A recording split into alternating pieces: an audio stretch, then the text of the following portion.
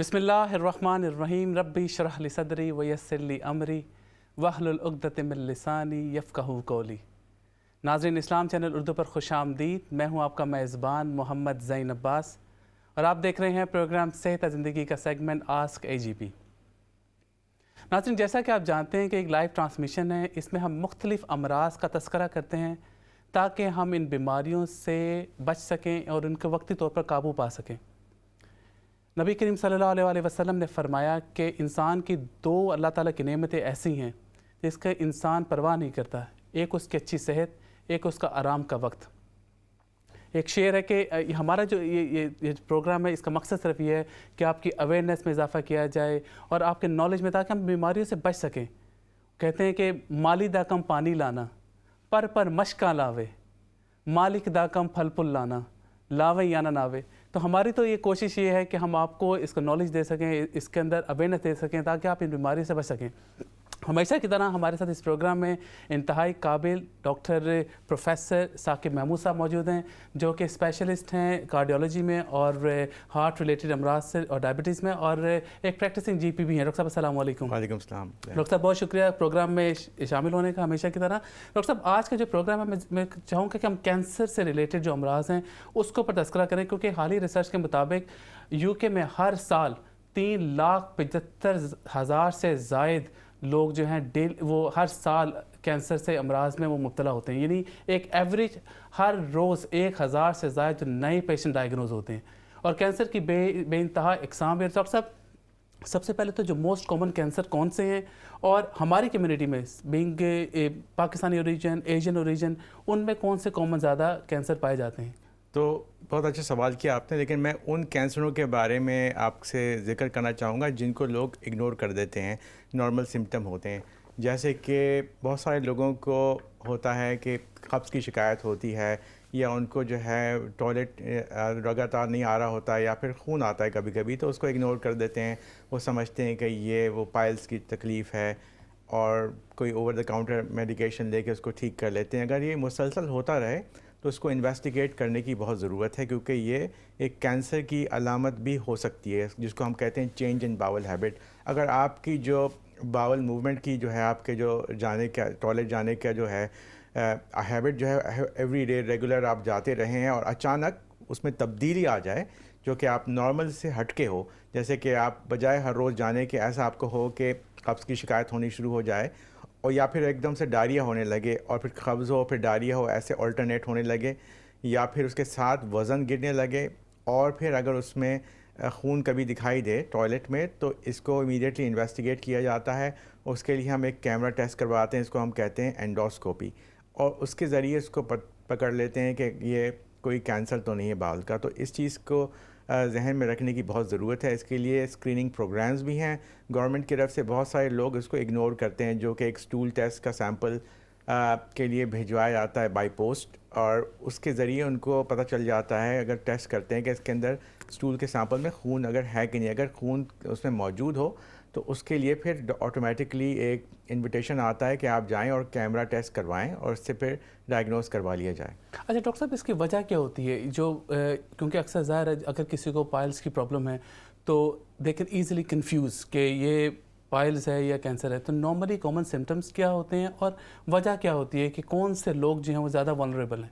वैसे तो सबसे जो चीज़ जो हम देखते हैं, एक फैमिली हिस्ट्री होती है कि अगर किसी के फर्स्ट डिग्री रिलेटिव को अगर ये बावल का कैंसर है और उनके फिर जो रिलेटिव्स को अगर यही शिकायत होने लगे, तो उनके लिए बहुत ज़रूरी है कि वो स्क्रीनिंग करवाएं। लेकिन वजह इसकी किसी को पता नहीं कि क्या वजह है। डाइट हो सकती है, एनवायरमेंटल चीज़ें हो सकती हैं। स्मोकिंग जो है एक सबसे बड़ा ख़तरनाक जो है वो इसका पॉजिटिव फैक्टर है। लेकिन आजकल जो रिसर्च से पता ये लगा है कि ओबेसिटी जो है, जो आपका मोटापापन या वज़न जो बढ़ जाना, वो भी एक रिस्क फैक्टर होता है इस कैंसर के लिए। अच्छा डॉक्टर साहब, इनको प्रिवेंट कैसे किया जाता है? अगर तो किसी को हो गया है तो क्या ये कम्प्लीटली 100% रिकवरेबल है, और किस तरह के ट्रीटमेंट होते हैं? मेडिकेशन होती है या कोई थेरेपीज़ होती हैं, क्या करते हैं इसको? तो हर कैंसर का अलग इलाज होता है। जैसे कि बाउल कैंसर है, इसीलिए हम ये कहते हैं कि कोई भी कैंसर जो है वो इलाज उसका हो सकता है अगर तो उसको जल्दी डायग्नोस कर लें। क्योंकि कैंसर ये होता है कि बहुत तेज़ी से उसकी ग्रोथ होती है, और उसको अगर अर्ली स्टेज पे पिकअप कर लिया जाए तो वो फैलता नहीं है। अगर कैंसर अगर एक ऑर्गन से दूसरे ऑर्गन में फैल जाए या लिवर में चला जाए या लंग्स में चला जाए तो उसको फिर हम कहते हैं इनऑपरेबल। फिर उसको अगर आप निकाल भी दें मेन जो उसकी जड़ है तो दूसरी जगह कैंसर पहुंच चुका होता है तो उसका इलाज फिर मुश्किल हो जाता है। उसको फिर दूसरी चीज़ें देते हैं, कीमोथेरेपी कहते हैं इसको या फिर रेडियोथेरेपी। लेकिन जनरली बाउल कैंसर के हिसाब से अगर मैं बात करूं तो अगर वो पहले उसको डायग्नोस कर लिया जाए तो उसको बड़े आराम से उसकी सर्जरी हो जाती है। सर्जरी के बाद चेक करते हैं कि कोई और ऑर्गन में तो नहीं फैला है, अगर नहीं है तो उसकी सर्वेलेंस होती है या फिर उसके बाद रेडियोथेरेपी दी जाती है, कभी कभी कीमोथेरेपी, तो डिपेंड करता है कौन सी स्टेज पे है। लेकिन बहुत सारे मेरे मरीज़ हैं जिनका जल्दी पिकअप हुआ है और उनकी नॉर्मल लाइफ एक्सपेक्टेंसी मैंने देखी। नाज़रीन, बिल्कुल आपको साथ ये भी रिमाइंड कराते चलें कि ये एक लाइव ट्रांसमिशन है जिसमें आप लाइव कॉल्स के थ्रू कोई भी मेडिकल रिलेटेड सवाल कर सकते हैं। आज हमारा फोकस कैंसर पे है और भी डिफरेंट बीमारियों का भी हम जिक्र करेंगे, लेकिन कोई भी अगर आपको बीमारी में भाई मुब्तला है या आपको कोई कन्फ्यूजन है तो आप लाइव कॉल्स के थ्रू अपने सवाल कर सकते हैं। डॉक्टर साहब पूरी भरपूर कोशिश करेंगे कि उसका जवाब दें। डॉक्टर साहब, जो डिफरेंट थेरेपीज़ हैं वो क्या फर्स्ट ट्रीटमेंट थेरेपी होती है या कोई मेडिकेशन होती है?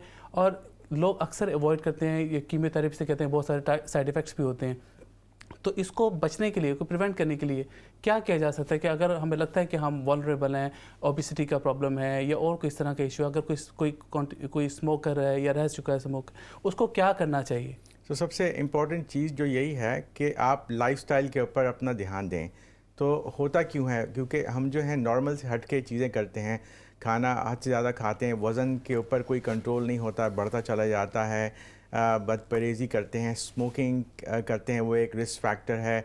और अगर आपके पास दूसरी बीमारी हैं जैसे डायबिटीज़ है उसको कंट्रोल नहीं करते हैं तो ये सारे रिस्क फैक्टर्स जमा हो जाते हैं, उसकी वजह से बढ़ जाता है। तो अगर आपको इस तरह की कोई चीज़ें हैं जैसे कि आपकी लाइफस्टाइल बिल्कुल ठीक नहीं है, स्मोकिंग है, तो इन सब चीज़ों से जो है छुटकारा आपको करना चाहिए ताकि रिस्क आपके कम हो। अच्छा डॉक्टर साहब, आपने पायल्स का जिक्र किया, सोशल मीडिया के थ्रू हमें एक सवाल आया पायल्स जी। के हवाले से। वो कहते हैं कि जो उनको पायल्स की प्रॉब्लम है, काफ़ी अरसे से ओवर द शेल्फ मेडिसिन इस्तेमाल की, लेकिन डॉक्टर ने उनको back home, not in UK, back home उनको ऑपरेशन का कहा गया है। जी जी। तो क्या इसका ऑपरेशन ही हल है या और क्या ट्रीटमेंट है पायल्स के हवाले से? उसके पहले तो जो वो ओवर द काउंटर कर रहे हैं वो खाली सिम्टम कंट्रोल करने के लिए कि उसकी वजह से जो तकलीफ़ होती है।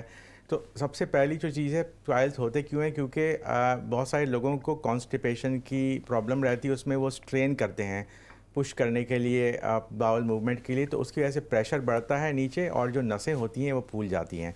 तो ये पायल्स कुछ भी नहीं है, बल्कि ये जो नसें नॉर्मल जो वेन्स हैं वो स्वेल अप हो जाती हैं।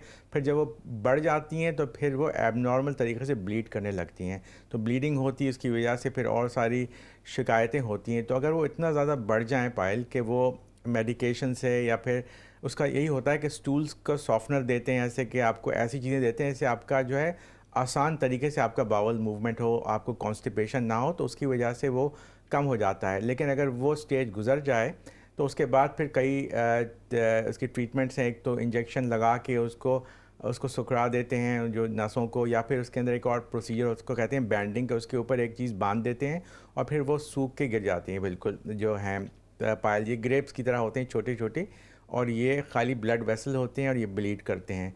तो इससे पहले जो चीज़ ये है, हमारे इस कंट्री में ये प्रोटोकॉल ये है कि अगर पायल्स किसी को भी हो, यंग लोगों को भी हो, एक छोटा सा एग्जामिनेशन हम करा लेते हैं। कभी कभी पायल की जो अलामत है ये कैंसर की अलामत भी होती है, इवन यंग लोगों में भी, कि पीछे से एक कैंसर होता है जिसकी वजह से प्रेशर डेवलप हो गया और जिसकी वजह से कॉन्स्टिपेशन हो रहा है। तो वो बहुत ज़रूरी है बिफ़ोर कि हम जंप करें ट्रीटमेंट पायल्स का। अच्छा डॉक्टर साहब, क्या लोगों को इतनी एक्सेसिव ब्लीडिंग भी हो जाती है कि ब्लड लगाने की ज़रूरत पड़ती है, एक्स्ट्रा ब्लड की ज़रूरत पड़ती है, या आप अपनी डाइट से इसको मैनेज कर सकते हैं? यूजुअली इतनी ब्लीडिंग होती नहीं है। लोग यही कहते हैं कि भाई जब वो टॉयलेट गए तो टॉयलेट पेपर के ऊपर जो है ब्लड आया या फिर थोड़ा सा ब्लड दिखा गया। ऐसा नहीं होता है कि बिल्कुल जो है खून बहता जाए और बिल्कुल आप जो हैं हेमरेज हो जाए, फिर खून की बोतलें आपको चढ़ानी लगे। बहुत कम कम होता है, लेकिन ये कि बहुत अरसे तक और लगातार होता रहे तो ये मुमकिन हो सकता है कि फिर ब्लड काउंट आपका कम हो जाए। लेकिन इतनी नौबत कभी आती नहीं है कि जो है आपको खून के लिए वो करना पड़े, आपकी डाइट से वो हो सकता है। तो बिल्कुल सही आपने कहा कि ज़रूरी नहीं कि आप दवाएं लेके स्टूल्स को जो है अपनी रेगुलर करें। आप अपने खाने में बैलेंस डाइट लें, क्योंकि ये जो ग़िज़ा है आपकी गलत है, इसी की वजह से कभी कभी कब्ज़ की शिकायत होती है। तो फ्रूट्स, वेजिटेबल और रफ़ेज जिसको कहते हैं उसका इस्तेमाल करें। वाइट ब्रेड के बजाय आप जो ग्रैनी ब्रेड होती है, जो ब्राउन ब्रेड होती है, उसको इस्तेमाल करें। सबसे इम्पॉर्टेंट चीज़ जो है वो पानी का इस्तेमाल, क्योंकि ये हम सर्द मुल्क में रहते हैं तो प्यास नहीं लगती है, तो पानी नहीं पीते हैं हम, तो उसकी वजह से भी ये चीज़ बढ़ जाती है। अच्छा डॉक्टर साहब, बाउल कैंसर का तो एक ट्रीटमेंट एक ऑलरेडी एक बड़ा अच्छा एनएचएस का प्रोटोकॉल है, जिसके अंदर जी। एक सर्टेन एज के बाद ऑटोमेटिकली वो आपको स्टूल टेस्ट के लिए भेज देते जी, हैं। जी। लेकिन बहुत सारे लोगों को प्रोस्टेट की भी प्रॉब्लम होती है, जी। स्पेशली मेल में ये प्रॉब्लम ज़्यादा जी। है मर्दों में, और उसका क्या ट्रीटमेंट है और किस तरह से पता चलता है कि जो प्रोस्टेट की प्रॉब्लम है ये कैंसर है? क्योंकि जी, अक्सर जी। लोगों को या पेशाब कंट्रोल नहीं होता, जी। या और पेन, पेशाब रिलीज जी, करने जी। में पेन होती है, जी, जी। इसको किस तरह से ट्रीट किया जाता है? तो ये बहुत अच्छा सवाल है और ये काफ़ी कॉमन है, मर्दों में ये बहुत कॉमन अलामत ये पाई जाती है। तो उसके पहले तो सिम्टम्स आप उसको आइडेंटिफाई करें कि होता ये है कि पेशाब जो है ज़रूरत से ज़्यादा आता है लोगों को, वो भी रात के वक्त। तो पहली जो सिम्टम जो लोग बताते हैं कि भाई हमको रात भर नींद नहीं आती, इसलिए कि हमको 3 से 4 दफ़ा उठ के जाना पड़ता है, उसके से नींद उनकी डिस्टर्ब होती है। दूसरा ये होता है कि जब वो पेशाब करना शुरू करें तो उसमें थोड़ी दिक्कत होती है, एकदम से नहीं आता, उसको हम कहते हैं हेसिटेंसी, कि उसमें टाइम लगता है, या फिर उसमें जो फ़्लो है आपकी उसकी जो फ़्लो है, जो प्रेशर से है, वो प्रेशर बिल्कुल ड्रॉप हो जाता है। या फिर ये होता है कि जब वो पेशाब ख़त्म करके बंद करें तो उसके बाद भी थोड़ा 1-2 क़तरे लीक होते हैं।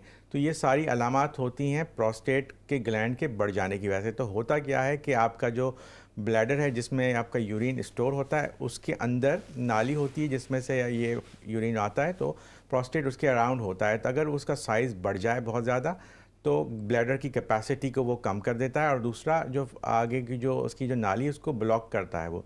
तो जब जब ये खाली करते हैं अपने मसाने को या ब्लैडर को, तो पूरा खाली नहीं होता, तो वो जाते हैं पेशाब करते हैं, समझते हैं कि कर लिया पूरा, और वापस जाके सोते हैं, तो फिर दोबारा से बाकी पेशाब बनता है, और फिर उसकी क्वांटिटी इतनी बढ़ जाती है कि फिर ब्रेन में सिग्नल जाता है कि हाँ अभी दोबारा करना है। तो ये चीज़ मुस्तकिल होती रहती है। तो यूजुअली अगर ये इतना ज़्यादा बढ़ा हुआ नहीं है प्रोस्टेट, तो दवाइयों के ज़रिए इसका इलाज हो जाता है कि एक तो जो है दवाई देते हैं, इससे उसकी नाली को खोल दिया जाए, फिर दूसरी दवाई होती है इससे इसको सुकड़ा दिया जाता है। अगर ये इतना ज़्यादा बढ़ जाए तो ऑपरेशन के ज़रिए भी ठीक हो जाता है। तो ये तो एक नॉर्मल प्रोस्टेट है जिसको हम कहते हैं बिनाइन इनलार्जमेंट, जो कि कैंसर नहीं है। लेकिन कैंसर जब लोगों को होता है तो ज़रूरी नहीं है कि उनको अलामात भी हों। ज़्यादातर जैसे लोग हैं जिनकी फैमिली हिस्ट्री ऐसे कि इनके फर्स्ट डिग्री रिलेटिव को है, तो उनको हम ये कहते हैं कि आप अपना टेस्ट करवा लें या स्क्रीनिंग करवा के देख लें, ब्लड टेस्ट करा के कि ये कैंसर की शिकायत तो नहीं, इसको हम कहते हैं PSA। अच्छा डॉक्टर साहब, अक्सर लोगों को स्पेशली जिनको ये पेशाब कंट्रोल नहीं होता, या फिर अगर बाद में आपने बताया कि ख़त्म करने के बाद फिर दोबारा कुछ कतरों की शिकायत होती है, और ऑब्वियसली आप उसमें नमाज नहीं पढ़ सकते, नापाकी का खदशा रहता है, तो फर्स्ट कोर्स ऑफ एक्शन क्या होना चाहिए अगर तो किसी को कोई सस्पिशन है इस तरह का? क्या GP क्या ट्रीटमेंट करते हैं, GP अगर रेफरल करते हैं, क्या प्रोसेस है? तो पहली चीज़ तो यह है कि इसको असेसमेंट कराया जाए, क्योंकि ये ज़रूरी नहीं कि सिर्फ प्रोस्टेट की ही शिकायत हो, कई और वजूहत हो सकती हैं। ये भी हो सकता है कि एक पत्थर बन गया है यूरिनरी ब्लैडर के अंदर जो कि इस तरह की शिकायत कर रहा है, या फिर कोई ब्लॉकेज जिसको हम कहते हैं स्ट्रिक्चर हो गया है जो खून वो पेशाब की नाली में, इसकी वजह से भी हो सकता है, कैंसर की वजह से भी हो सकता है, कई वजूहत होती हैं। तो उसके लिए बहुत आसान एक स्कैन होता है, इसको अल्ट्रासाउंड स्कैन कहते हैं, वो हम कराते हैं और फिर हम देखते हैं कि मरीज़ से कहते हैं कि फुल ब्लैडर लेके आएँ और फिर उसको एम्प्टी करें। एम्प्टी करने के बाद दोबारा उसको स्कैन करके देखते हैं कि ये पूरा खाली हुआ है कि नहीं, तो उसको कहते हैं रेजिडुअल वॉल्यूम।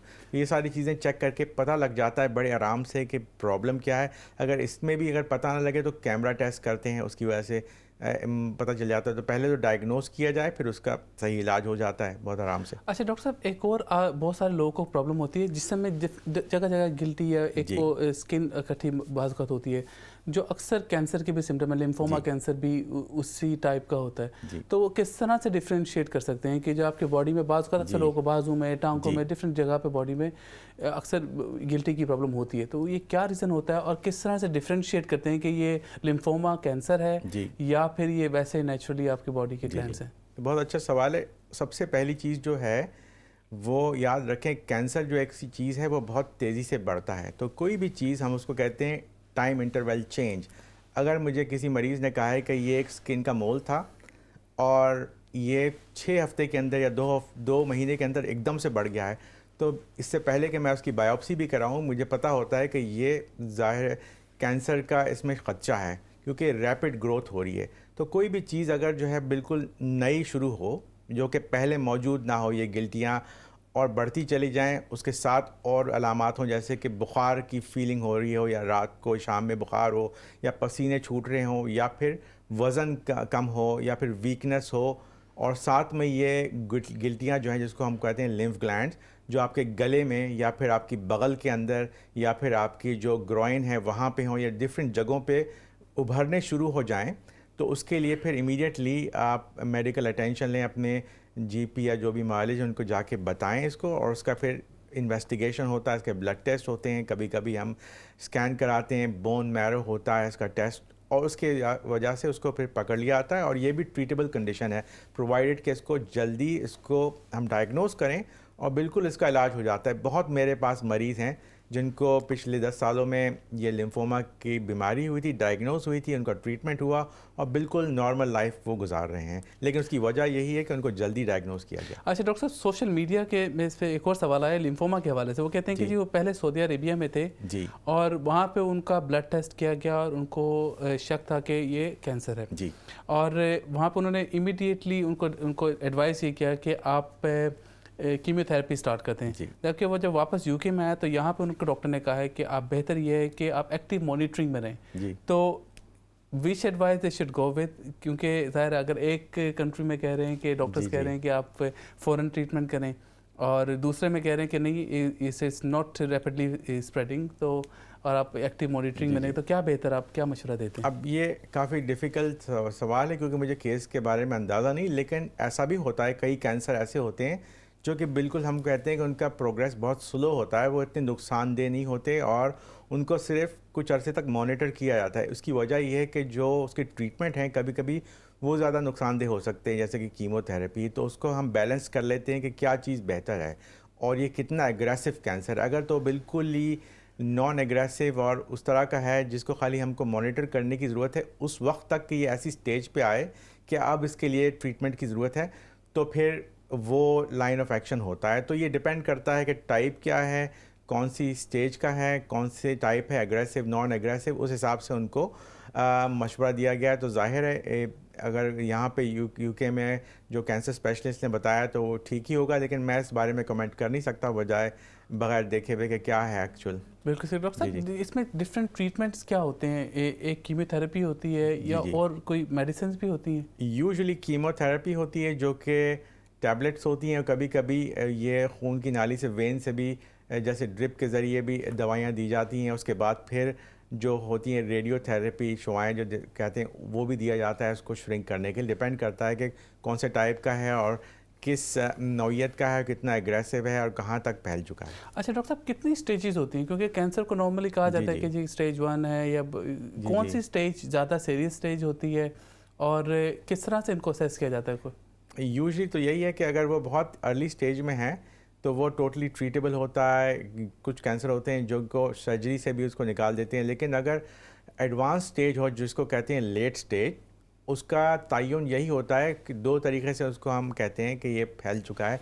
एक तो ये जो आपके जो गिल्टियाँ हैं, लिम्फ ग्लैंड हैं, जो आपके जो प्रोटेक्टिव ये पुलिस होते हैं बॉडी की, इनका काम होता है कि एंटीबॉडीज़ बनाना और ये सेल्स बनाना, इनके अंदर अगर फैल जाए तो ये सेकंड स्टेज पे चला जाता है। या फिर कुछ आपके जो अज़ा हैं, जैसे कि आपका जिगर है, सबसे इम्पोर्टेंट जो ऑर्गन है, उसमें अगर ये चला जाए या फिर ये लंग्स में फैल जाए या किसी और ऑर्गन में या फिर बोन्स में, तो फिर हम उसको कहते हैं कि ये एडवांस स्टेज है। ये इसका टर्म होता है अंग्रेज़ी में या मेडिकल में मेटास्टेसिस, के सेकेंडरीज हो गए हैं। सेकेंडरी का मतलब ये है कि प्राइमरी जो था वो एक जगह था, अब वो सेकेंडरी हो गया, जैसे सेकेंडरी स्कूल होता है। तो सेकंड स्टेज जब चलेगी, जब वो सेकेंडरीज उसकी बन जाएं, तो उसका मतलब है कि ये स्टेज काफ़ी एडवांस हो गई है। उसमें भी इसमें काफ़ी ट्रीटमेंट्स दी जाती हैं, उसको कोशिश की जाती है, लेकिन थोड़ा मुश्किल हो जाता है। लेकिन प्राइमरी स्टेज में अगर आप इसको कैच कर लें और उसका ट्रीटमेंट कर लें तो बहुत बेहतर है। अच्छा डॉक्टर साहब, अक्सर लोगों को सडनली चेंज इन वॉइस का प्रॉब्लम होता है कि अगर आवाज़ चेंज हो गई है, वो समझते हैं कि गला ख़राब है। क्या ये भी किसी हद तक कैंसर के साथ लिंक्ड है? और क्या ये लंग्स की वजह से होता है? क्योंकि अक्सर लोगों को लंग्स की जी। स्मोकिंग की वजह से प्रॉब्लम हो सकती जी। है, या रिसेंटली कोविड की वजह से बहुत सारी जी। प्रॉब्लम्स देखने में आई हैं। जी। तो जी। कैंसर का भी इसमें कोई कोई पॉसिबिलिटी होती है? तो इसमें आप देखें कि एक तो ये है कि अगर कुछ अरसे के लिए, कुछ दिनों के लिए कोई सिम्टम है तो वो किसी को भी हो सकता है। वायरल इन्फेक्शन की वजह से गला जैसे लोगों को ख़राब होता है, उसमें वॉइस चली जाती है, फिर सिंगर्स होते हैं उनकी आवाज़ बैठ जाती है। लेकिन एक आदमी है जिनके पास रिस्क फैक्टर्स हैं, जैसे कि वो स्मोकर हैं और उनको और भी चीज़ें हो रही हैं, साथ में अनवेल फील कर रहे हैं, वेट लॉस हो रहा है, लेकिन उनकी परसिस्टेंटली, जो कहते हैं कि मुस्तकिल आवाज़ जो है वो चेंज हो गई है, बिल्कुल जैसे पस्त हो, जिसको कहते हैं उर्दू में पस्त हो जाना आवाज़ का, या अजीब उसकी चेंज हो जाए वॉइस, और वो बढ़ती चली जाए और वो रहे मतलब मुस्तकिल 3 से 4 हफ्ते तक। अगर वो ठीक ना हो तो उसको फिर हम रेड फ्लैग के तरीके से ट्रीट करते हैं, जैसे कि लाल झंडी, और उसको इमीडिएटली हम उसको रेफ़र करते हैं अपने जो ear nose and throat specialist के लिए, और उसको कैमरा डाल के चेक करते हैं कि ये जो आपका जो वॉइस बॉक्स है जिसमें से आप बात करते हैं, जो आपके गले में होता है, उसके अंदर कैंसर तो नहीं है। तो ये बहुत ज़रूरी है, जिसको परसिस्टेंट होर्सनेस ऑफ वॉइस कहते हैं, कि अगर आपका मुस्तकिल आपकी वॉइस वापस नहीं आ रही है, अगर तो ठीक 1 हफ़्ते हो, कुछ दिन हो और वापस आ जाए तो ठीक है, वो तो फिर इन्फेक्शन की वजह से हो सकता है। और भी कई वजूहत हैं, जैसे कि कुछ लोगों का पेशा है सिंग करना या गाने गाना, तो उनके अंदर नोड्यूल्स बन जाते हैं, इसको हम सिंगर्स नोड्यूल्स कहते हैं।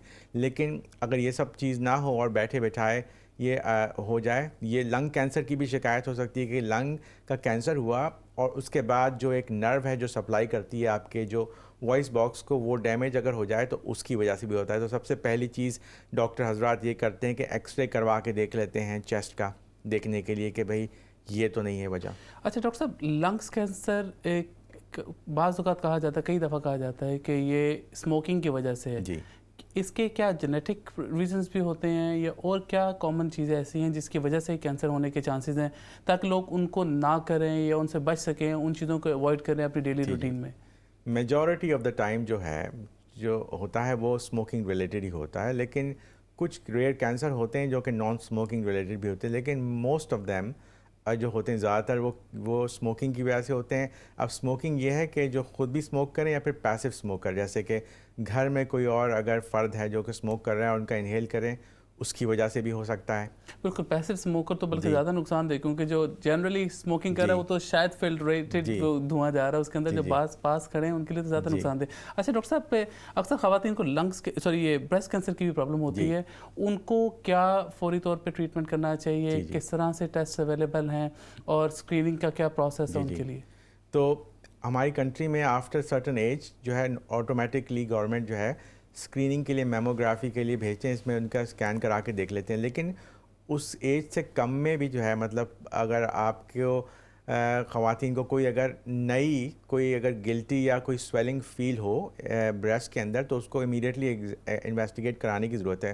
ख़ास तौर पे अगर फर्स्ट डिग्री रिलेटिव जैसे कि सिस्टर या फिर मदर को कैंसर हुआ हो ब्रेस्ट का, तो काफ़ी ज़्यादा चांसेस होते हैं कि ये इसका जेनेटिक लिंक होता है कि कैंसर ना हो। तो उसको हम बहुत रैपिडली, जिसको हम कहते हैं फास्ट ट्रैक करा के हम रेफ़र करके, और उसको जो गुठली है, जो स्वेलिंग है, उसको हम बायोप्सी करवा के देखते हैं कि ये कैंसरस है कि नहीं है। तो ये चीज़ को बहुत ज़रूरी, इसको पे अटेंशन करना चाहिए।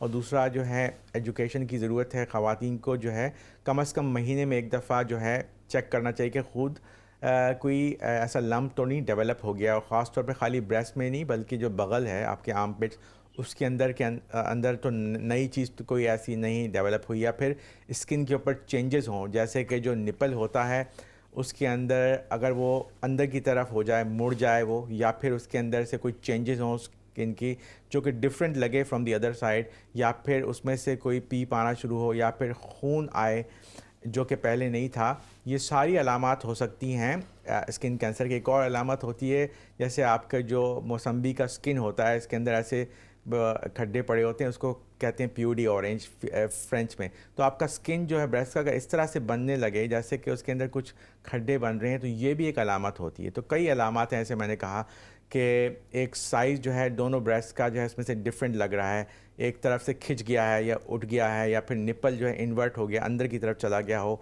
या फिर उसके अंदर कोई ज़ख़म बनने लगे, या फिर खून आए उसमें से, या फिर पस आए, कोई भी ऐसी चीज़ हो, या फिर आपके इन सारी अलामात के साथ अगर बगल के अंदर भी कोई स्वेलिंग हो तो ये कैंसर की अलामत हो सकती है, तो उसको इमीडिएट अटेंशन की ज़रूरत है।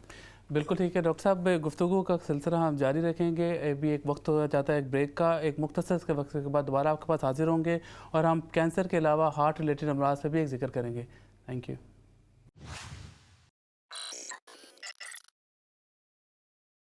Welcome back from the break. आप देख रहे हैं प्रोग्राम सेहत ज़िंदगी का सेगमेंट आस्क ए जीपी।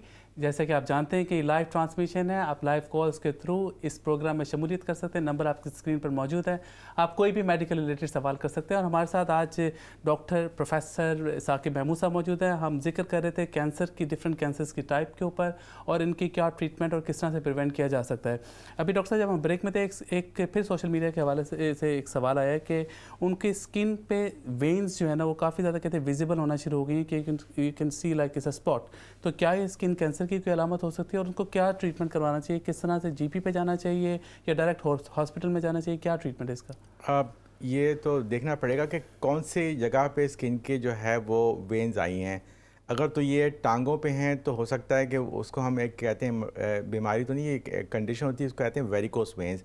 कि आपका अगर पेशा या काम ऐसा है कि आप सारा दिन खड़े रहते हैं तो जो आपकी जो वेन्स हैं वो स्ट्रेच हो जाती हैं, उनके जो वेल्व जो होते हैं वो बिल्कुल नाकारा हो जाते हैं और फिर खून जो है बजाय कि एक तरफ फ्लो करे वापस आता है, तो उसकी वजह से स्वेलिंग हो जाती है और फिर वो प्रोमिनेंट लगने लगती हैं, स्किन के ऊपर ब्लू रंग आता है, उसके बाद एक्जिमा भी हो जाता है। तो वो एक अलग ही कंडीशन है। लेकिन उसके अलावा अगर कोई एक जगह पे जैसे हाथ है या फिर फेस पे या स्किन पे या चेस्ट पे कहीं अगर एक कोई स्पॉट है और उसके अराउंड ब्लड वेसल्स अगर दिख रही हैं तो उसका एक मेडिकल टर्म होता है, उसको हम कहते हैं टेलेंजेक्टेसिया, जिसको कहते हैं ब्लड वेसल का मौजूद होना। तो वो फिर हो सकता है कि ये स्किन कैंसर की हो सकता है अलामत हो, लेकिन वो भी इतना सीवियर स्किन कैंसर नहीं होता है, उसको हम कहते हैं BCC बेजल सेल कैंसर। तो ये हो सकता है, डिपेंड करता है कि कहाँ पे है और किस जगह पे है। अच्छा डॉक्टर साहब, एक दफ़ा जब ट्रीटमेंट हो जाता है जी, और for the time ping recovery हो जाती है, क्या ये कंप्लीट रिकवरी होती है या एक्टिव मॉनिटरिंग रहती है उसके बाद, या इसके कुछ चांसेस होते हैं दोबारा अपीयर होने के? स्किन कैंसर की बात कर रहे हैं जनरली कैंसर के? कैंसर का बस वही है कि अगर तो ये अर्ली स्टेज पे है तो उसको कम्प्लीटली उसको एलिमिनेट किया जाता है, चाहे वो सर्जरी से हो, चाहे वो कीमोथेरेपी से हो, चाहे रेडियोथेरेपी से हो। उसके बाद प्रोसेस ये होता है कि उनको एक्टिव सर्वेलेंस पे रखते हैं और उसको यूजुअली 5 साल तक जो हैं आपके जो कैंसर स्पेशलिस्ट हैं वो उनको रेगुलर तरीके से चेकअप करवाते हैं, या तो ब्लड टेस्ट करवाते हैं या फिर अगर इस तरह का कैंसर है तो जिस जगह का है उसकी स्कैन्स करवाते हैं और देखते हैं कि दोबारा तो नहीं आ गया है। क्योंकि सबसे ज़्यादा ख़तरा ये होता है कि अगर कैंसर को निकाल भी दिया गया हो तो वो वापस ना आ जाए, तो उसको फिर हम कहते हैं कि रेमिशन में है कि नहीं पेशेंट। अगर वो 5-6 साल तक वो वापस नहीं आया तो फिर उनको कहते थे कि आप रेमिशन में चले गए, मतलब ये कि कैंसर आपका बिल्कुल वो इट्स पुट टू बेड के वो चला गया है, अब आने के चांसेस कम है। तो फिर उनको फिर बढ़ा देते हैं उनकी जो सर्वेलेंस, फिर उनको कहते हैं ख़ुद आप आके बताएं अगर आपको दोबारा ये अलामत हुई हैं। तो ये एक नॉर्मल प्रोसीजर होता है, एक दफ़ा कैंसर पाथवे में आ जाएं तो फिर वो उनको प्रॉपर तरीके से उनका फॉलोअप होता है, उनका ट्रीटमेंट होता है डिपेंडिंग ऑन द स्टेज। और अगर स्टेज ख़राब है तो फिर उनको जितना हो सके उनको ट्रीटमेंट दिया जाता है। फिर एक ये भी होता है कि इनऑपरेबल कैंसर है तो उसको खाली सिम्टम कंट्रोल किया जाता है, उसको फिर इलाज हो नहीं सकता। उनको फिर बता दिया जाता है कि आपकी जो लाइफ एक्सपेक्टेंसी है वो कुछ महीनों की है या फिर 1 साल की है, जो भी डिपेंडिंग होता है। अच्छा डॉक्टर साहब, एक और सवाल आया ब्लड डोनेशन के हवाले से कि आपको कितनी फ्रीक्वेंटली ब्लड डोनेट कर सकते हैं और किस एज ग्रुप को ब्लड डोनेट करना चाहिए, या क्या ऐसी सर्टेन एज है जिसके बाद ब्लड डोनेट नहीं करना चाहिए?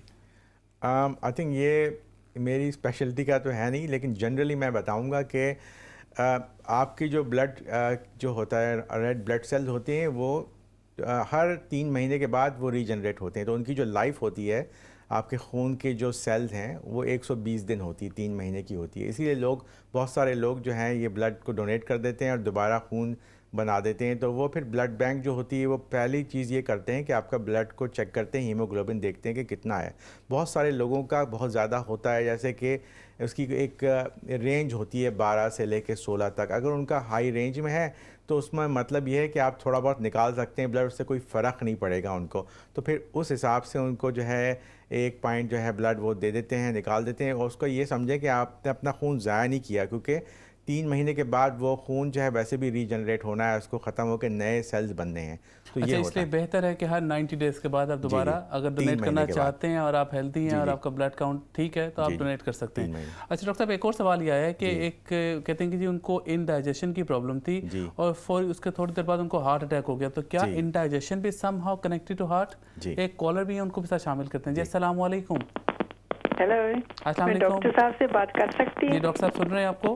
हाँ जी, मेरी उम्र 73-74 है। जी मेरे को 4 साल हो गए, उन्होंने डायग्नोज करा है ब्लड कैंसर का, मगर 4 साल हो गए कोई मेरे को एवरी 2 मंथ के बाद मैं ब्लड देती हूँ। वो डॉक्टर घर पर, कोरोना था, घर पर फोन करते हैं, रिपोर्ट बताते हैं, एवरी टाइम एवरी 2 मंथ बाद होता है, मगर मेरे को कोई दवाई उन्होंने आज तक नहीं दी है ना। इसका क्या कारण हो सकता है?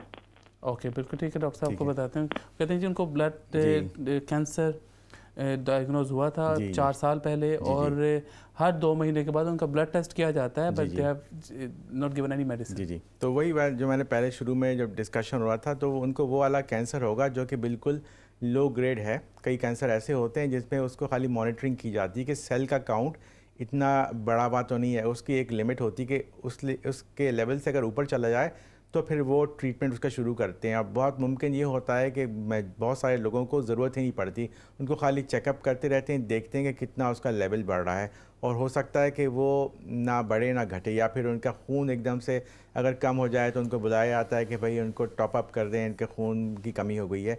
तो ये डिपेंड करता है कि वो वाला कैंसर है जो कि बहुत ज़्यादा एग्रेसिव नहीं, जो कि अच्छी बात है।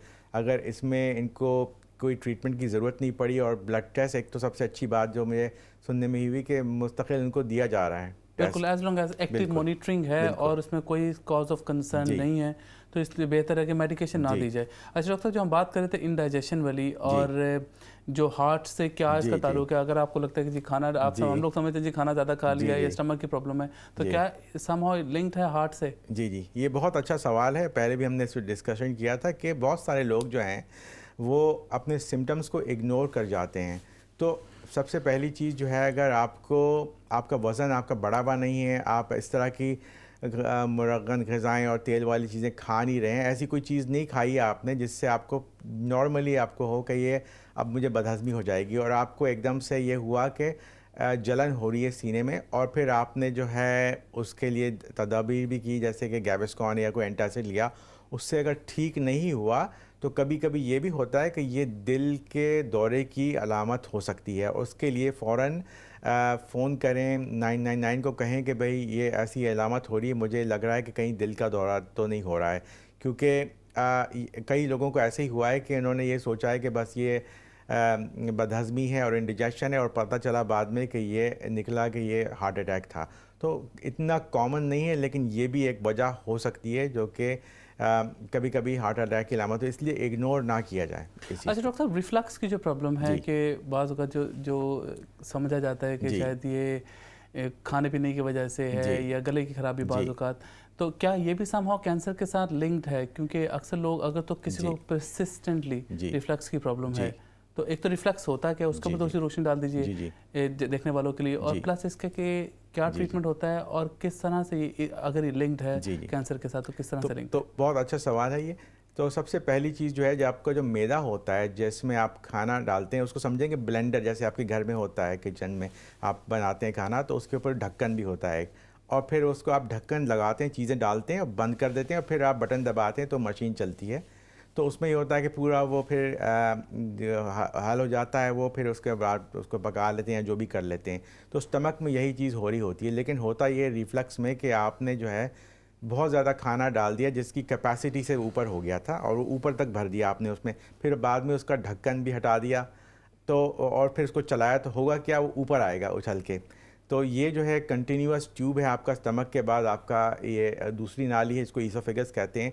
तो जो स्टमक का जो ऊपर का स्फिंक्टर जिसको ढक्कन है, अगर आप उसको इतना ज़्यादा भर देंगे तो वो खिंच जाता है, तो फिर वो बंद नहीं हो पा रहा होता। जैसे कि कोई किसी कमरे में आपने लोगों को भर दिया बहुत सारे, बिल्कुल दरवाजे तक आ गए, दरवाज़ा बंद नहीं हो रहा है। फिर बस में जैसे होता है बहुत सारे कंट्रीज़ में, पाकिस्तान में ये होता है कि एकदम ओवरलोड कर दिया। तो अगर स्टमक को ओवरलोड कर दें, बहुत ज़्यादा खाएं, तो उसमें यही होता है कि फिर जाएगा कहाँ खाना, जितनी देर लगती है स्टमक को वो उसको डाइजेस्ट करने के लिए, तो फिर होता है कि थोड़ा बहुत ऊपर की तरफ आता है जहाँ पे जाना नहीं चाहिए। कन्वेयर बेल्ट को एक ही तरफ जाना होता है तो वो रिवर्स गियर में जाने लगता है और फिर होता है कि आते आते हलक तक आ जाता है। और जब वो आता है तो खाली खाना नहीं आता है, खाने के अंदर तेज़ाब होता है, क्योंकि आपके स्टमक के अंदर जूसेस होते हैं और एसिड होता है, लिटरली एसिड होता है। तो वो जब आता है ऊपर तो गले में आके लगता है और उससे फिर लोगों को गला ख़राब होता है। अक्सर होता ये है कि ये खाना खा के आप लोग सो जाते हैं और बहुत ज़्यादा खाना खाया, और फिर होता है कि रात के वक्त ये चीज़ वापस आती है और वो जैसे पानी की लहर होती है उस तरह से तेज़ाब आता है, आके चला जाता है गले से। और जब सुबह उठते हैं तो उनको ऐसा लगता है कि गला ख़राब हो रहा है और मुस्तकिल वो ये शिकायत करते रहते हैं गला ख़राब है, या फिर ये कहते हैं गले में कोई चीज़ फंसी हुई है, और पानी पीते हैं वो ठीक नहीं होता। तो ये एक रिफ्लक्स की सिम्टम होते हैं। या फिर कुछ लोगों को खांसी शुरू हो जाती है, जो होता है कि ये तेज़ाब जो है ये आके हवा की नाली में चला जाता है, क्योंकि दोनों साथ साथ होती हैं नालियाँ, हवा की नाली और हाजमे की नाली। तो ये एक ये चीज़ होती है अलामत। तो अगर तो लाइफस्टाइल की वजह से है कि वज़न बहुत बढ़ा हुआ है और खाने में कोई एहतियात नहीं की जा रही है और बाहर के खाने खा रहे हैं और बहुत ज़्यादा खा रहे हैं, तो ये फिर जस्ट लाइफस्टाइल इशू है और उसको कहते हैं रिफ्लक्स। और उसके लिए फिर ये कि लाइफस्टाइल को चेंज करें।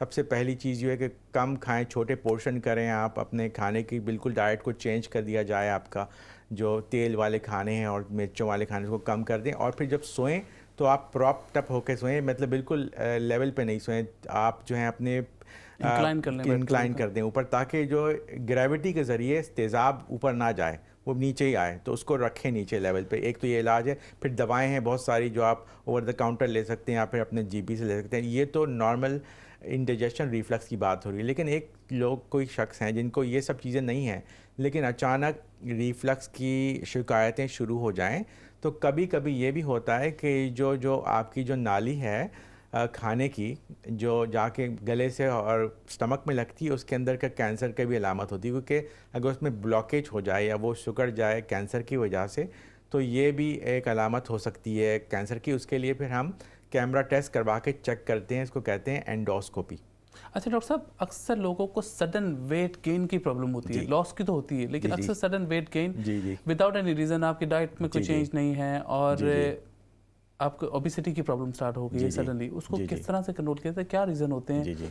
क्या और बाज़ औक़ात लोग कोशिश करते हैं कि जी वो वेट लॉस जो एक पूरा प्रोग्राम है, ट्रीटमेंट भी लेने की कोशिश करते हैं, वो भी बताइएगा किस हद तक कारआमद होते हैं वो? तो ये एक बहुत काफ़ी कॉम्प्रिहेंसिव बड़ा टॉपिक है। लेकिन जो आपने कहा ना कि weight gain without any explanation, मतलब कोई वजह नहीं है, और लोग ये कहते हैं कि भाई हम तो बहुत एक्सरसाइज भी कर रहे हैं, खाना भी कम कर दिया है, लेकिन वज़न बढ़ता चला जा रहा है। एक तो डायबिटीज़ की जो अलामत है वो ये भी है कि कभी कभी इस तरह से प्रेजेंट करती है कि वेट गेन हो जाता है। लेकिन जो कॉमन जो वजह है वो ये है कि आपका एक ग्लैंड होता है जो आपके गले में होता है, उसको कहते हैं थायराइड ग्लैंड, जिससे एक हार्मोन निकलता है थायरॉक्सिन। वो हार्मोन होता है आपकी लाइफ को चलाने के लिए। उससे आपकी जो पूरी बॉडी की सारे ऑर्गन्स की हरकत उसके ऊपर तयन होती है। तो अगर वो कम हो जाए या वो बनना बंद हो जाए तो आपकी जो बिल्कुल गाड़ी है ना, बिल्कुल स्लो डाउन हो जाती है। ऐसा होता है कि पेट्रोल का टैंक बिल्कुल कम हो गया तो एक्सीलेटर दे भी रहे हैं तो गाड़ी चल नहीं रही है। तो वो ये होता है कि हर चीज़ स्लो डाउन हो जाती है, तो आपका मेटाबॉलिज्म स्लो डाउन हो जाता है। आपका जो है ज़्यादा सर्दी लगने लगती है, इवन जहाँ पे गर्म जगह पे, इसको हम कहते हैं कोल्ड इंटॉलरेंस। आपको कब्ज़ की शिकायत हो जाती है कि आपका डाइजेशन बिल्कुल ख़राब हो जाता है। आपके पानी जो है आपके जिस्म में, स्किन के अंदर वो टिश्यूज़ में वो जमा होने लगता है, तो सूजन हो जाती है। कुछ लोग कहते हैं कि रिंग्स जो हैं वो टाइट हो गई हैं, कलाइयाँ जो हैं वो बड़ी हो गई हैं, फिर पिन्स एंड नीडल्स हाथ में हो गई हैं, या फिर बाल गिरने शुरू हो जाते हैं, या फिर जो है नाखून जो हैं वो ब्रिटल हो जाते हैं। ये सारी चीज़ें हैं। फिर अनीमिया हो जाता है। बहुत सारी अलामत होती हैं, इसको कहते हैं अंडर एक्टिव थायराइड। तो वो एक बड़े सिंपल से ब्लड टेस्ट के ज़रिए उसको डायग्नोस किया जाता है और बहुत ही सिंपल इलाज है उसका। एक दवाई दे देते हैं जो टैबलेट होता है, और रोज़ खाते हैं, उसको वापस उस लेवल पे ले आते हैं हार्मोन को, फिर बिल्कुल नॉर्मल गाड़ी चलने लगती है ज़िंदगी की। लेकिन अगर ये अनडायग्नोज रहे तो फिर कुछ लोगों को ये भी होता है कि उनको डिप्रेशन हो के फिर उनकी मेमोरी भी चली जाती है, फिर उनको डायग्नोज कर रहे होते हैं कुछ इधर उधर। लेकिन होता ये कि असल वजह थी अंडर एक्टिव थायराइड जिसकी वजह से ये सारा कुछ हो गया, इतना ज़्यादा अगर बढ़ गया हो। बिल्कुल, बड़ा ज़रूरी है कि जी। उसको सही तरीके से डायग्नोस किया जाए ताकि हम ये समझ लें कि एक बीमारी है और एक्चुअल रीज़न उसका कॉज कुछ जी। हो रहा है। अच्छा डॉक्टर साहब, अक्सर लोगों को ये प्रॉब्लम होती है कि थकावट, टायर्डनेस, जिसमें थकन की प्रॉब्लम होती है, या समझ अक्सर मुझे याद है हम छोटे होते थे कहते थे कि जी आयरन की कमी है जी। या आप एप्पल जूस लें तो बेहतर जी। है। तो क्या ये आयरन की कमी की वजह से होता है या इसके और कॉजेज़ भी होते हैं, और इसको किस तरह से पूरा किया जा सकता है अगर जी। ये आयरन की कमी है, ये डेफिशिएंसी है अगर कोई आयरन की? तो एक चीज़ की वजह से थकावट नहीं हो सकती। थकावट की एक तो सबसे बड़ा कॉमन कॉज यही है कि जो थायराइड की बीमारी है, लेकिन उसके अलावा भी बेइंतहा उसकी वजूहत हैं। एक तो ये जो आपने कहा कि आयरन जो है, जो इसकी कमी की वजह से आपका हीमोग्लोबिन जो है, जो ब्लड का काउंट है, वो कम हो जाता है। इसको हम कहते हैं अनीमिया। एक ये वजह हो सकती है, और दूसरी वजह हो सकती है कि जो कुछ विटामिन है, B12 आपका है वो कम हो गया, उसकी वजह से भी एनीमिया हो सकता है। या फिर आपकी विटामिन D बिल्कुल कम हो गई है, उसकी वजह से हो सकती है थकन आपको। और फिर सब एक और जो बीमारी है जो बहुत ज़्यादा कॉमन है, डायबिटीज़, उसकी भी पहली अलामत ये हो सकती है कि बस थकन हो रही है, या फिर वज़न बहुत ज़्यादा बढ़ गया हो आपका और आपकी फ़िटनेस लेवल कम होगी तो भी आपको होता है। लेकिन अगर ये अनीमिया हो गया है तो खाली उसका इलाज करने की ज़रूरत नहीं है, बल्कि उसकी तहक़ीक़ करने की ज़रूरत है कि अनीमिया हुआ क्यों है। क्योंकि एक नॉर्मल आदमी को अनीमिया होता नहीं है। उसकी वजह ये हो सकती है कि कहीं से ब्लड जो है ज़ाया हो रहा है, और उसको हम कहते हैं कि जो है ऑकल्ट, मतलब ये कि दिखता नहीं है वो ब्लड जो है ज़ाया हो रहा है। तो फिर उसके लिए फिर हम यूजुअली अगर एकदम से किसी आदमी को अनीमिया की शिकायत हुई तो हम फिर टेस्ट करवाते हैं कैमरा ऊपर और नीचे का। तो पूरा ऊपर से हलक से और नीचे से उसके बाउल को चेक करते हैं, देखते हैं कि कहीं कोई कैंसर तो नहीं है या फिर अल्सर तो नहीं है जिसकी वजह से ब्लड लीक हो रहा है और ब्लड का काउंट ड्रॉप हो रहा है। अच्छा डॉक्टर साहब, अक्सर लोगों को ये सडनली जो स्ट्रोक की प्रॉब्लम होती है, हम स्ट्रोक के ऊपर काफ़ी सारा पहले भी जिक्र कर चुके हैं, और क्योंकि इसकी वजह भी एक ये है क्योंकि इंतहाई अहम है, आपको सारी ज़िंदगी के लिए पैरालाइज कर देती है अगर इसका टाइमली ट्रीटमेंट ना हो। तो एक दफ़ा फिर नाज़रीन के लिए सिर्फ कि स्ट्रोक को अगर किसी को अलामात क्या होती हैं और किस तरह से इसको टाइमली एड्रेस करना चाहिए। बिल्कुल। तो स्ट्रोक जो होता है ये बहुत ही ख़तरनाक मर्ज़ है, लेकिन ये इसको अगर इसका जो कॉज है उसके कई कॉजेज़ हैं। एक तो है कि हाई ब्लड प्रेशर है या फिर डायबिटीज़ है इसकी वजह से, लेकिन जो सबसे ज़्यादा कॉमन कॉज है और सबसे ज़्यादा ख़तरनाक स्ट्रोक जो है जिसकी वजह से आदमी की या तो जानलेवा होता है या फिर इतनी ज़्यादा ख़राब हालत होती है कि बिल्कुल फालिज होता है, एक तरफ की पूरी बॉडी बेकार हो जाती है। उसकी वजह ये होती है कि दिल की जो हरकत होती है, जो लगातार दिल धड़कता है, उसके अंदर इरेगुलरिटी आ जाती है। इसको हम कहते हैं एट्रियल फिब्रिलेशन, के उसके अंदर शॉर्ट सर्किटिंग हो जाती है दिल के अंदर। तो जो आपकी जो नफ्स है वो लगातार तरीके के चलने के बजाय वो इरेगुलर तरीके से चल रही होती है। जो ख़ुद ही अगर मरीज़ या लोग अपनी पल्स को चेक करें तो अगर फ़ील करें कि भाई ये रेगुलर नहीं आ रही है, आती हैं 2 पल्स, फिर एक बड़ा गैप आ रहा है, फिर आ रही है, फिर बहुत तेज़ आ रही है या फिर बहुत ज़्यादा तेज़ चल रही है, तो उसका मतलब ये है कि ये बीमारी हो गई है दिल की। और दिल में अगर इस तरह से रेगुलर तरीके से दिल अगर नहीं धड़के तो दिल फिर में होता ये कि इसके अंदर क्लॉट्स बनते हैं, और फिर वो क्लॉट, चूँकि दिल जो है पंप करता है ब्लड को, तो वो क्लॉट को फेंकता है और फिर वो सर्कुलेशन में जाता है, फिर वो जाता है आपकी गले की एक नाली के ज़रिए ब्रेन में, और जिस जगह जो ब्रेन को सप्लाई कर रही थी नाली अगर वो बंद हो जाए तो उस हिस्से का स्ट्रोक हो जाता है। ऐसे मैंने पहले ही बताया था कि स्विच बोर्ड होते हैं घरों के अंदर, फ्यूज़ बॉक्स, उसमें डिफरेंट जगहों के फ्यूज़ लगे होते हैं कि ये लाइटों का फ्यूज़ है, ये फ्रिज का है, ये स्विचेस का है। तो वो जिस तरह का फ्यूज़ अगर ऑफ हो जाए तो वो चीज़ ख़त्म हो जाती है। तो ब्रेन यही होता है कि जिस जगह का ब्लड वेसल ब्लॉक हो गया वो आपका पूरा आज़ा या आपका साइड ख़त्म हो जाता है। अच्छा डॉक्टर साहब, ब्लड वेसल्स का ब्लॉकेज की कॉज प्रॉब्लम क्या वजह क्या होती है? क्या ये कोलेस्ट्रॉल लेवल हाई होने की वजह से होती है या कोई और इसका रीज़न होता है? और कोलेस्ट्रॉल के हवाले से भी हम थोड़ा सा जिक्र करेंगे कि कोलेस्ट्रॉल किस तरह की क्या टाइप्स होती हैं, गुड बैड कोलेस्ट्रॉल क्या है, और इस तरह से इसको क्या चीज़ें ऐसी खानी चाहिए कि हमें इसको कंट्रोल कर सकें? जी। तो ये जो है उसकी कई वजूहत होती हैं ब्लॉकेज की, लेकिन जो जनरली जो पूरी दुनिया में जो है सबसे ज़्यादा हार्ट डिजीज़ जो कॉमन है उसकी वजह ये है कि जो आपकी जो दिल की जो नसें हैं, जो आर्टरीज़ हैं, उसके अंदर चर्बी भर जाती है। क्योंकि आप जो है बॉडी के अंदर अगर ये जो कोलेस्ट्रॉल है उसका लेवल एक हद से ज़्यादा अगर बढ़ जाए तो फिर वो जाके नसों में जाके जमना शुरू हो जाता है। ना सिर्फ कि ये दिल की नसों में जमता है बल्कि टांगों में भी, टांगों की नसों में जम सकता है, या फिर आपकी गर्दन की उसमें हो सकता है, या फिर ब्रेन की, जिसकी वजह से ये भी एक स्ट्रोक की अलामत हो सकती है। उसकी वजह से लेकिन ज़्यादातर लोगों को दिल का प्रॉब्लम हो जाता है, जैसे लोगों को स्टेंट लगाने की ज़रूरत पड़ती है, फिर हार्ट अटैक हो जाता है, बाईपास। तो हार्ट अटैक होता ये है कि पहले से उनकी जो नसें हैं वो बिल्कुल बंद हो रही हैं कोलेस्ट्रॉल की वजह से, उसके बाद से एकदम से खून का एक क्लॉट जो कि वो जम जाता है खून, तो उसकी जो ब्लड सप्लाई को कट ऑफ हो जाती है, बंद हो जाती है, उसकी वजह से एकदम से दिल का दौरा होता है। तो उसके लिए सबसे पहली चीज़ तो यही है कि अभी लाइफस्टाइल अपनी चेंज करें, अपने खाने पीने का जो है उसको ध्यान दें, उसमें कम जिसमें तेल वाली चीज़ें हैं वो खाएं, एक्सरसाइज करें आप नॉर्मल तरीके से। लेकिन उससे पहले हर शख्स को अपना जो है कोलेस्ट्रॉल चेक करवाने की ज़रूरत है। उसमें देखें कि लेवल क्या है, वो आपके ख़ुद जीपी ही खुद बता देंगे कि भाई आपका जो बैड कोलेस्ट्रॉल है, इसको हम कहते हैं एलडीएल कोलेस्ट्रॉल, वो नुकसानदेह होता है। तो अगर वो बहुत ज़्यादा बढ़ा हुआ है तो उसकी वजह से आपकी जो है नसें जो हैं बंद हो सकती हैं। फिर उसमें और भी चीज़ें हैं, जैसे कि फैमिली हिस्ट्री है, किसी को हार्ट की प्रॉब्लम है, उन लोगों के लिए फिर उनको हम दवाएं देते हैं इसको नीचे करने के लिए, इसको हम स्टैटिन्स कहते हैं।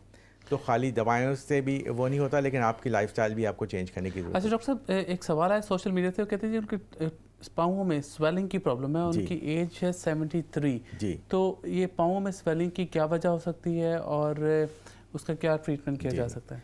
तो पाँव में स्वेलिंग जो है, अगर खाली स्वेलिंग है तो बहुत ज़्यादा ये भी मुमकिन है कि वो सर्कुलेशन की वजह से, जैसे कि उनकी जो मैंने पहले कहा था कि वेंस जो होती हैं टांगों की वो सही काम नहीं कर रही, तो वापस जो है ब्लड ऊपर नहीं आता, वापस नीचे आ जाता है फ्लूइड, उसकी वजह से हो जाता है। फिज़िकल इनएक्टिविटी की वजह से, आपने एक्सरसाइज नहीं की उसकी वजह से होता है।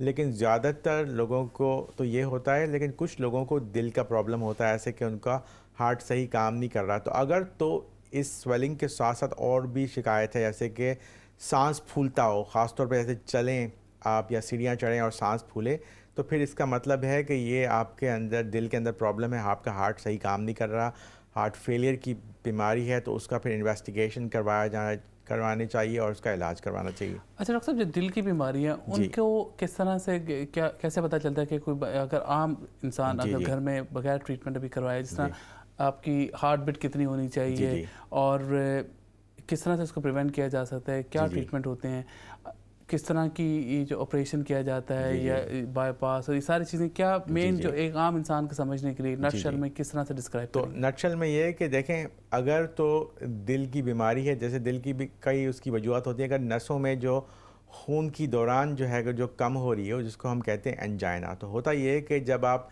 काम नहीं कर रहे हो, बैठे हुए हो, तो खून की नाली पूरी बंद कभी नहीं होती, थोड़ी सी बंद हुई भी होती है, तो वो खून जारी चल रहा होता है। लेकिन जैसे आपने काम करना शुरू किया तो दिल तेज़ से धड़कता है, तो फिर उसको और खून की सप्लाई की ज़रूरत होती है, फ्यूल की ज़रूरत होती है काम करने के लिए, तो वो उसको मिलता नहीं, क्योंकि नाली जो है वो तो दबी हुई है, बंद हुई भी है।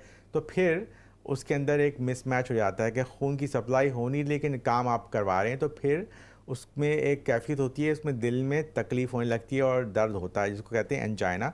तो एकदम जकड़न सी फील होती है, ऐसा लगता है कि किसी ने एक बैंड बांध दिया आगे दिल के अंदर, या फिर कोई बहुत ज़्यादा पत्थर रख दिया दिल में, और फिर सीने के ऊपर, या फिर वो आपके जबड़े की तरफ जाता है वो पेन, या फिर हाथ में जाता है। इस तरह की अगर कुछ अलामत हो और ये हो एक्सरसाइज के बाद, तो ये एंजाइना का सिम्टम होता है, और उसको फिर फ़ौरन इन्वेस्टिगेट करने की ज़रूरत है। कई टेस्ट होते हैं जिसके ज़रिए पता लग जाता है कि भाई एक नस बंद है, दो नस बंद है, क्या है, फिर उसका इलाज होता है। फिर उसके अंदर कभी कभी हम स्टेंट जो होता है पर वो ट्यूब होती है वो डाल देते हैं और उसको खोल देते हैं, उसको एंजियोप्लास्टी कहते हैं। या फिर अगर 3 या 4 नसें बंद हों तो फिर बाईपास का ऑपरेशन भी कराते हैं। बहुत सारे लोगों को दवाइयों से इसका इलाज हो जाता है, एस्प्रिन दी जाती है, ब्लड प्रेशर को कंट्रोल किया जाता है, कोलेस्ट्रॉल को नीचे ले आते हैं दवाइयाँ दे के।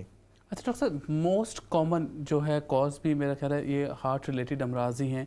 तो अगर किसी को ऑलरेडी एक दफ़ा कोई हार्ट अटैक हो चुका है या कोई ट्रीटमेंट हो चुका है, तो क्या दोबारा इसके होने के चांसेस पॉसिबिलिटी होती है, प्रोबेबिलिटी? जी, बहुत ज़्यादा होते हैं उन लोगों को। किसी शख्स को अगर एंजाइना की बीमारी है, इसका मतलब है कि उनकी नसों के अंदर ये चीज़ बीमारी शुरू हो गई है,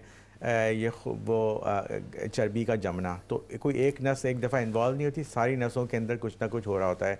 तो जो हार्ट अटैक हुआ है वो हो सकता है कि वो कोई एक नस कम्प्लीटली बंद हो गई हो, उसकी वजह से हुआ था। तो उसके बाद ख़तरा ये होता है कि दोबारा ना हो जाए, तो उसके लिए फिर बहुत एग्रेसिव और तेज़ी से ट्रीटमेंट की ज़रूरत होती है। उसके लिए सबसे अच्छी तरीके से ब्लड प्रेशर को कंट्रोल किया जाए, कोलेस्ट्रॉल को बिल्कुल बहुत ज़्यादा नीचे लाते हैं, फिर उसका एक लेवल हम तयन करते हैं कि इससे नीचे लाना है, और दवाइयाँ दे के लाते हैं, साथ में हेल्दी लाइफस्टाइल और एक्सरसाइज बताते हैं, स्मोकिंग को हम कहते हैं कि आप बंद कर दें। ये सारी चीज़ें एहतियाती तदाबीर की बहुत ज़्यादा ज़रूरत थैंक यू सो होती है। मच डॉक्टर साहब। नाज़रीन, उम्मीद करता हूँ कि आपको यकीनन इस प्रोग्राम से बेइंतहा फ़ायदा हुआ होगा। इस प्रोग्राम का मकसद पब्लिक सर्विस अवेयरनेस है। इंशाल्लाह अगले हफ्ते फिर आपके साथ हाजिर होंगे। उस वक्त तक के लिए फ़ी ईमानिल्लाह।